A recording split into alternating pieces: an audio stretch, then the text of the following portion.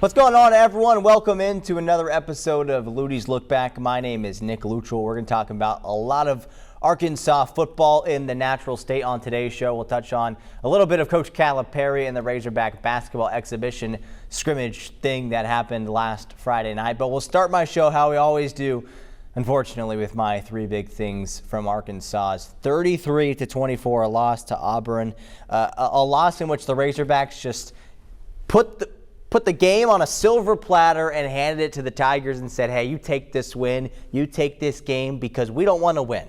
That's basically what happened in the fourth quarter. Arkansas gave this game away. You see these three big things behind me. We have to do it. We have to talk about it because, well, that's just how the show works. We do a look back and we talk about these things. It's kind of my job. It's not your job to watch, although I do hope you stick around and you watch throughout the course of this show. For the next probably 5 to 10 minutes, we're going to talk Arkansas football, then we'll talk Arkansas basketball, and then we'll touch on some other football in the natural state. You see it behind me, the three big things. The first one, another new way to lose a game, so that's cool.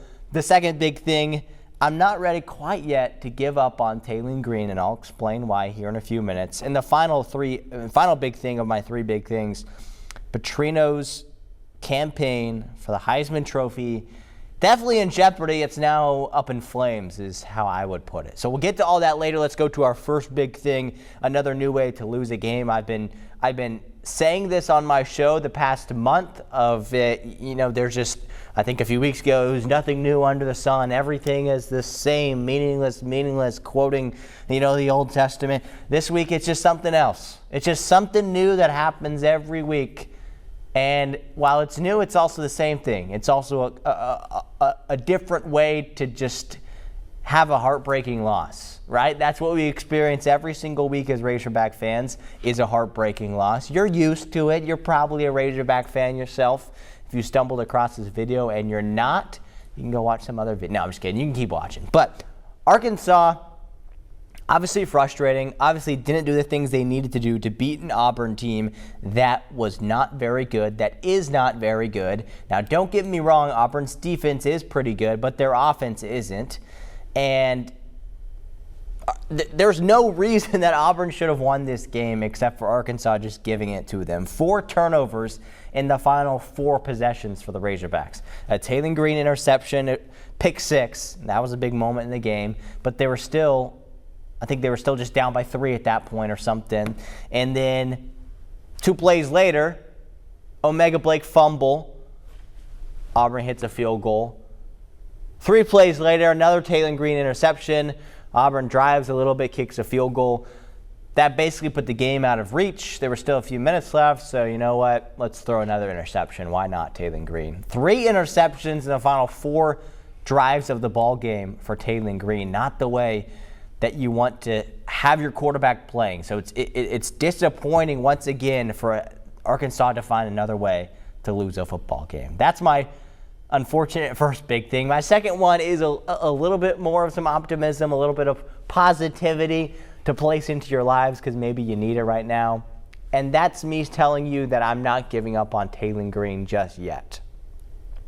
Now, don't get me wrong. He's had a lot of bad moments. He's had a lot of frustrating moments where he fumbles the ball because he's carrying it out here, or throws to the receiver and is late on making the throw. He's had a lot of mistakes, but he's had a lot of really great plays. And now I know we didn't see it in this game, but I want us to zoom out.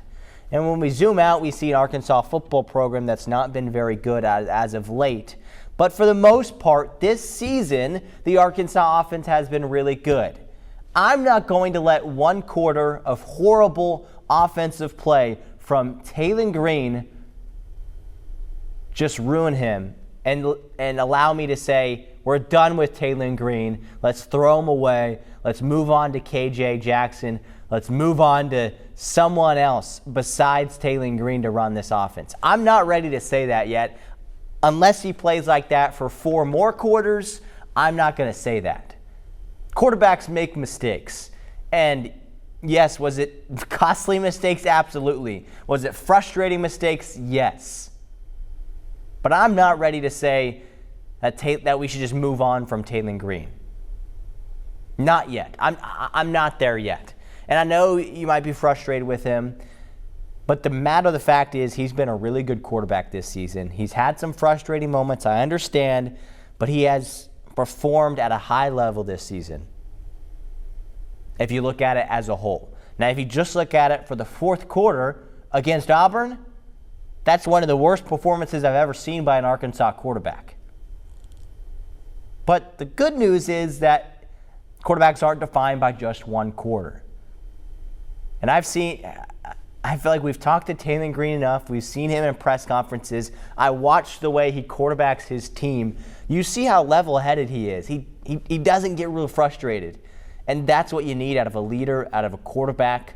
So I have high hopes that he's going to respond in a big way this next weekend against Mississippi State and going forward. I really do. So I'm not giving up on him just yet, and I don't think you should either. That's my second big thing. My third big thing is kind of flipping back to the pessimistic side, is talking about Bobby Petrino. The thing that we have to talk about, more the big picture on this Arkansas football program. Even though with Petrino as the interim head coach after a few games, what was it, just 2 games, I think? Maybe 3? I don't know. The season has just flown by. So I honestly can't remember. It's only been a few games Bobby Petrino has been the interim head coach. You had the Tennessee game, Arkansas lost, but looked really good. You had the Texas A&M game, Arkansas lost, but looked really good offensively. And Petrino is the offensive guy, so we can't blame him for the defense when he's not in charge of the defense. Now, he is in charge of the defense now, but he was never in charge of the defense in the offseason, so we can't blame him on the defense. We also can't give him credit for the defense either. You focus a lot on the offense because that's his role. Now, he's taken on a bigger role as the interim head coach now. I get that, but he's the offensive coordinator for this team. He's the one calling the plays. His teams go by the way of their offense. And in this game, the offense didn't play very good, especially in that last quarter. So while I'm not ready to give up on Taylor Green because there's just one bad quarter, when you lose close games, like Sam Pittman did, I know it's a new guy, I know it's Bobby Petrino, and there was optimism for those first couple games, but now you do it again, and you don't just lose to an SEC team, you lose to a bottom 5 or 6 SEC team. That was a team that didn't have an SEC win. Arkansas handed them their first of the season. So when you do that, when you play like that in the final quarter, when you have, I think there was at one point in the second half, maybe the fourth quarter, where they just didn't have people set up. They had to call a timeout. I think it was before a punt or maybe before a big third down. I can't remember, but it didn't end up mattering in the long run, but it was little things like that I was like, that's on coaching, you know? And everyone, I would say, 7 out of 10 Hog fans up until this game were thinking, hey, you know what? Petrino could be the guy. Keep Petrino on and keep looking good. Get a really good defensive coordinator. You don't have to go out and get another head coach because Petrino could be that guy. Now I'm going to say there's 1 in 10 Hog fans that say that. And I'm going to guess that the other 9 of the 10 Hog fans are like, yeah, I'm ready to move on. And that's the reality of what one game can do. It's not my decision. It technically is Hunter Yurachek's decision, but you at home, it's kind of your decision. You have a voice as the fan base. So if you want Bobby Petrino, make your voice heard. But kind of get the vibe that after this game, I don't know if anyone wants him, at least the Razorbacks. He'll go and be an offense coordinator somewhere else, but it's now time to move on and really focus on, okay, who's going to be the next head coach of the Razorbacks? Because it's probably not going to be Bobby Petrino. Speaking of Petrino, let's hear what he had to say after the game. Yeah, I'm disappointed in the offense. In the entire game, really, because even in the first half, we weren't able to establish and drive the ball and run the football the way that we could. We made some errors in protections. It didn't allow us to convert a few third downs early in the game, but we were getting chunk plays. We were making big plays, throwing the ball. We were able in the second quarter to get the ball in the end zone and then got the big interception for a touchdown. But we never did establish the run at all. We threw and caught the ball pretty well at times, but we turned the ball over in the fourth quarter, and you're not going to win games when you turn the ball over in the fourth quarter. Defense, I thought, competed extremely hard. We're able to hold them to field goals, got us in a position in the fourth quarter where we could have went and won the game offensively, and offense didn't do it. Yeah, 3 times in his press conference that lasted 12 minutes, Petrino mentioned, hey, defense did their job. They did us enough to win the game, but the offense didn't. The offense didn't do enough to win the game, which isn't what we've seen in the past few weeks. So it's just weird. They're just finding new ways to lose. Hopefully that won't be the case. Saturday, Mississippi State comes to town. Another team that hasn't won an SEC game this season, and it's been a while since they've won an SEC game. We'll see what happens there. All right, we'll get to some more football talk later with Arkansas State, with UCA, with UAPB. But let's talk basketball. Let's put a smile on your face because the Arkansas men's basketball team, yeah, they're good, right? And you probably already knew that. And I know it's early in the season. Actually, technically the season hasn't started yet. This was just the first exhibition game. If you didn't watch it, hang around for the next few minutes, and I will break it down for you.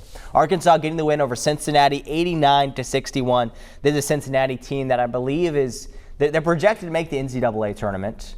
I think maybe an 8 or 9 seed. I think the Razorbacks are a 4 or 5, somewhere in there. They're a preseason top 20 team, and they showed it. They showed it in this exhibition game. The freshman dynamic duo, 5 stars, top 10 freshmen, and Darius Acuff and Malik Thomas looked apart. 18 points for Malik Thomas leading the way, 17 points for Darius Acuff. And it might have just been because this was their first time to show out for the fans. And so they wanted to show out, and some other guys who have been back for a while, like, just an exhibition game, I don't need to show out. But the freshmen were like, hey, I'm going to show out, like Darius Acuff slamming this ball down behind me, you can see.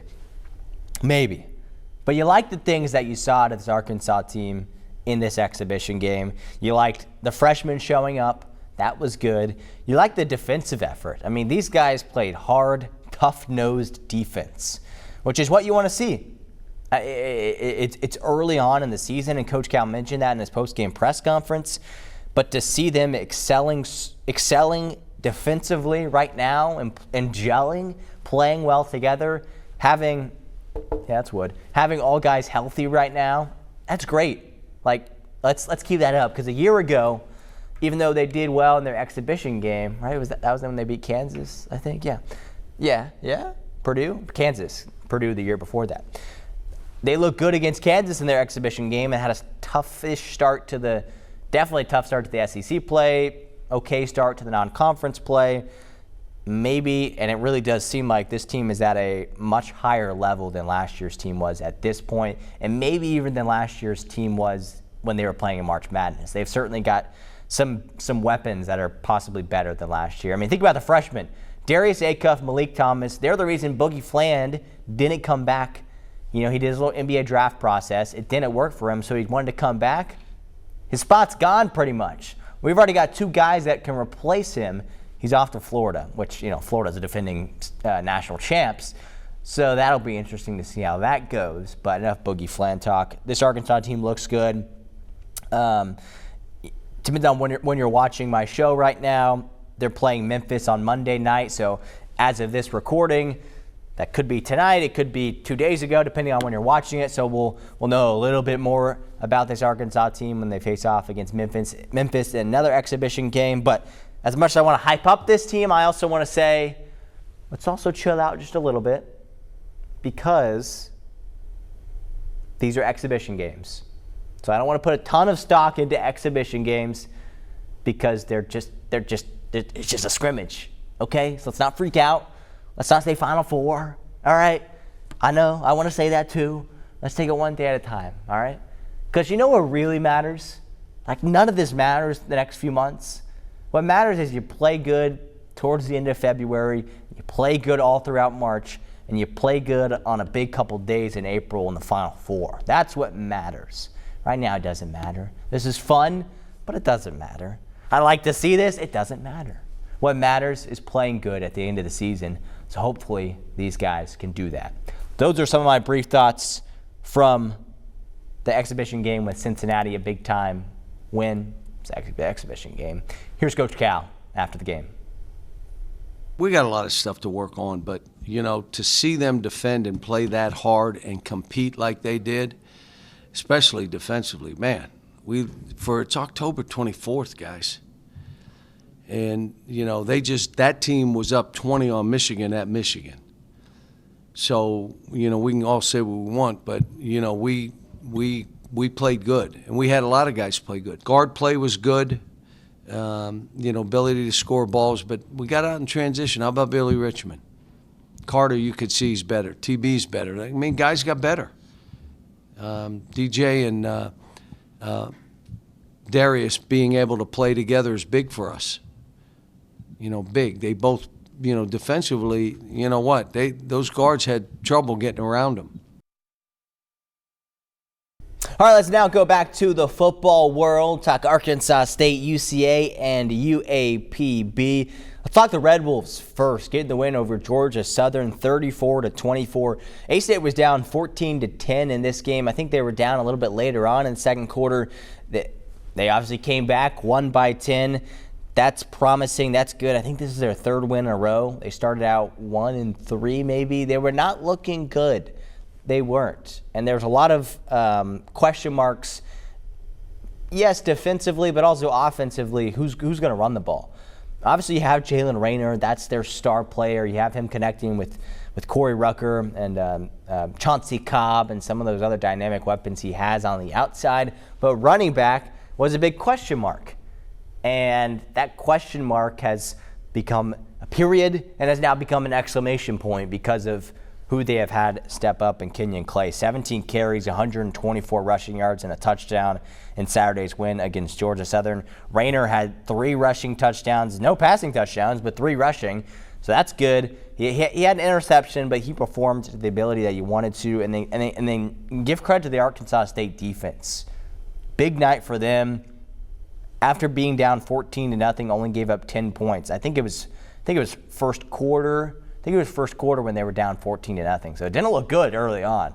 You don't want to be down 14-0. The Red Wolves did something. Something changed, especially in the second half, for them to slow down and shut down Georgia Southern and get the win 34-24. So A-State headed in the right direction. They're playing in a tough conference. They still sit 1 game back in their division of their conference.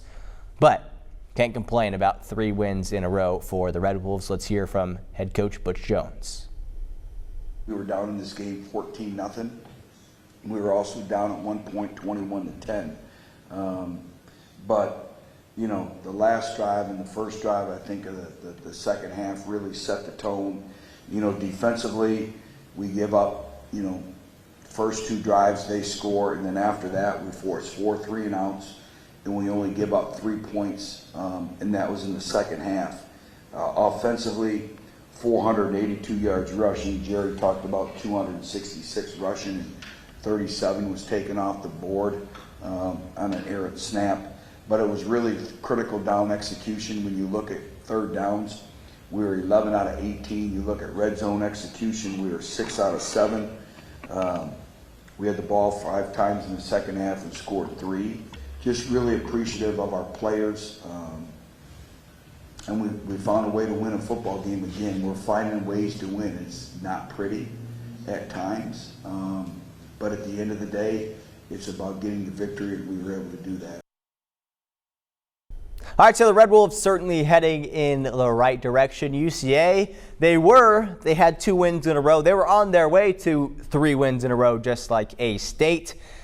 But they crumbled in the fourth quarter, losing to West Georgia 18-17, the final score on Saturday afternoon in Georgia. UCA, they led this game 14-3 midway through the third quarter. I think it was the fourth quarter. They were up 16.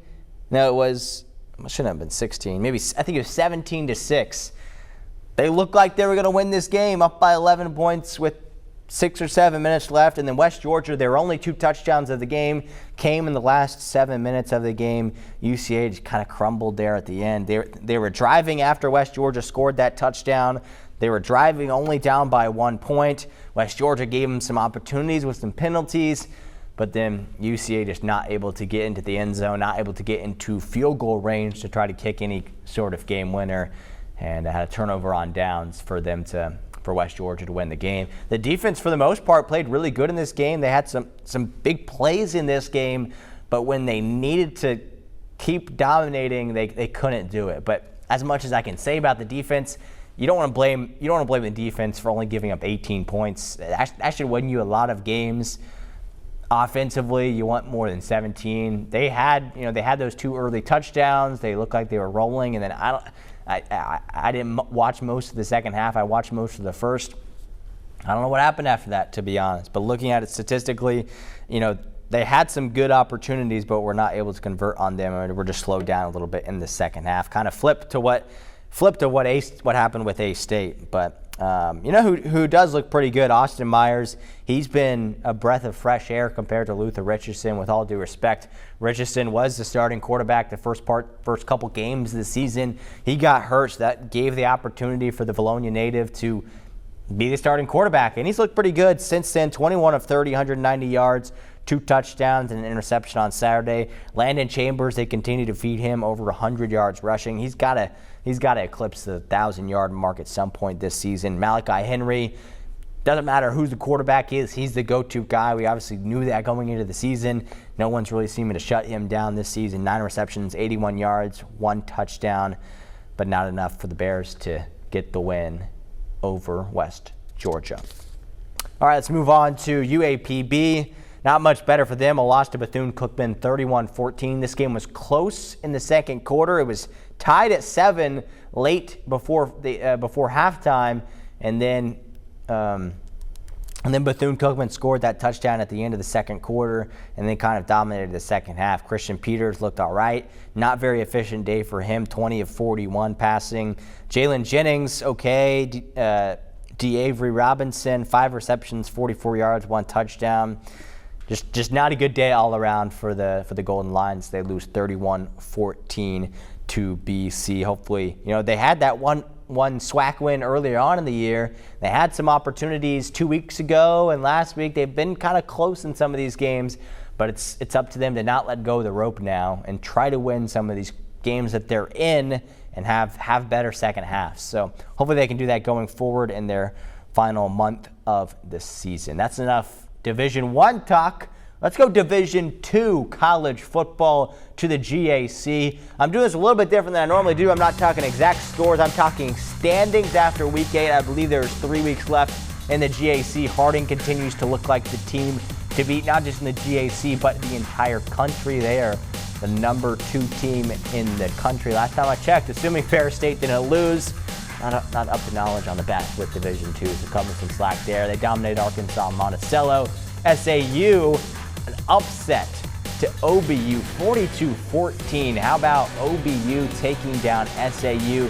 That put, as you can see, now a 3-way tie. I think it's actually a 4-way tie. I think East Central might be in there as well. These are just the teams from Arkansas, by the way. There's about 5 or 6 other teams from Oklahoma that I did not include in these standings. But as you can see, the Arkansas team's dominating, except for Arkansas Monticello. Arkansas team dominating the GAC. Looks like Harding, per usual, going to run away with it and win the GAC. There's a few weeks left, but you never know. But they're in first place. Arkansas Tech, Henderson State, OBU all tied for third place, sitting at 5-3. You can see Tech got the win over Henderson State. That vaulted them up, knocked Henderson State down a peg, and then OBU vaulted up a little bit after a pretty big upset win over SAU. And then Arkansas Monticello obviously getting blown out by Harding as we expected there. All right, in case you missed our Friday Night Blitz, let's look over a couple scores that you might have missed. Let's start at the 7A level. We're not going to do a scoreboard. I'm just going to talk you through some of the biggest scores that happened and talk about standings, what it looks like going forward for the high school football world. In the 7A, Conway taking out Pulaski Academy 61-38. Ryder Cook looking pretty good as the backup sophomore quarterback for the Wampus Cats. But going up against the PA defense, that's what he should have done. North Little Rock getting a win 49-7 over Little Rock Central. To the 6A now. Benton dominating Little Rock Catholic 63-0. The Panthers tied for first in the 6A East. The other team that they're tied with, Sylvan Hills. How about the Bears? Their magical season continues as they get a win 49-42 over Jonesboro in comeback fashion. A really fun one for the Bears. So Sylvan Hills, Benton tied for first in the 6A East. That'll be fun for the next 2 weeks of conference play to see how that one plays out. Marion and Sheridan, 61-51 the final score there. Marion gets the win. Sheridan has put up some points, but just has no defense. In the 5A Central, our game of the week, Robinson taking down Searcy 46-29. Searcy was leading this game by 2 touchdowns in the first half, and Robinson just really dominated in the third quarter and especially in the fourth quarter to get this win. Maumelle takes down Whitehall 55-20, also in the 5A Central. This will be interesting to keep an eye on. Maumelle having a really good season. Shout out to Brian Maupin and what he's been able to do there with the Hornets. Maumelle and Robinson are both tied for first. They will maybe play each other for the conference championship next Friday, not this upcoming Friday, but next Friday. Searcy and Maumelle play this Friday, so still a little bit to work out as far as who will get the 1 seed in the 5A Central. They're going on to the 4A now. Lone Oak taking down Heber Springs 27-6. Pretty big win for them, and that was Heber Springs' first conference loss. So I think there might be a 4-way tie or 3-way tie in that division of the Class 4A. Lone Oak will likely play Mills for that conference championship the last week of the season. Malvern and Fountain Lake. How about Fountain Lake? A 28-23 upset win over Malvern. That is in the Class 5A. Let's go keep on with the Class 4A, excuse me. That was, Malvern and Fountain Lake was the 4A. Warren and Stuttgart. Stuttgart, the Rice Birds getting the win 59-55. Next Friday night will probably be for the conference title against Hamburg. Both those teams undefeated in their division. In the 3A, I don't even need to talk about this one that long, but Mayflower, who was our game of the week from a week and a half ago, or however long it was now, they beat Episcopal Collegiate 83-0. 83-0. They put up 83 points. And this is a Mayflower team that is known for their defense. So that's pretty crazy. And poor Episcopal Collegiate. That's almost disrespectful at that point. And then finally to the 2A and the Class 2A, Carlisle getting a narrow 1-point win over Bearden there. I think there's a 3-way tie in that division in the Class 2A, and Poen squeaking out the win against Baptist Prep 28-21, the final score there. I'm looking forward to a couple weeks here. We're going to do some bracket breakdowns as we did last week when the state playoffs gets started. All right, let's go to my Lutties legend of the week, and it's A-State's Jalen Rayner. Rayner had a really good game for the Arkansas State team, leading them to victory. 3 rushing touchdowns, had that interception, but was able to recover and get the win for the Red Wolves. All right, finally, my Lutties look ahead. Yeah, it's Arkansas football. I probably should start talking Arkansas basketball more. Maybe that's what you guys are interested in. But the Razorback football team facing off against a Mississippi State team that, just like the Hogs, has had a lot of close losses. Should have beat Texas last week, but they didn't. They should have beat some other teams probably this season, but they haven't. It'll be a big game. Maybe Arkansas. One of these teams will get their first SEC win of the season. That is Saturday, 3 o'clock on the SEC Network. I will be there in Fayetteville to watch it all go down. Hopefully experience Arkansas's first win. The Razorbacks are 3.5-point favorites right now. We'll see if that changes. Well, that's going to do it for this week's episode of Lutties Look Back. Thanks so much for watching. We'll see you same time, same place next week.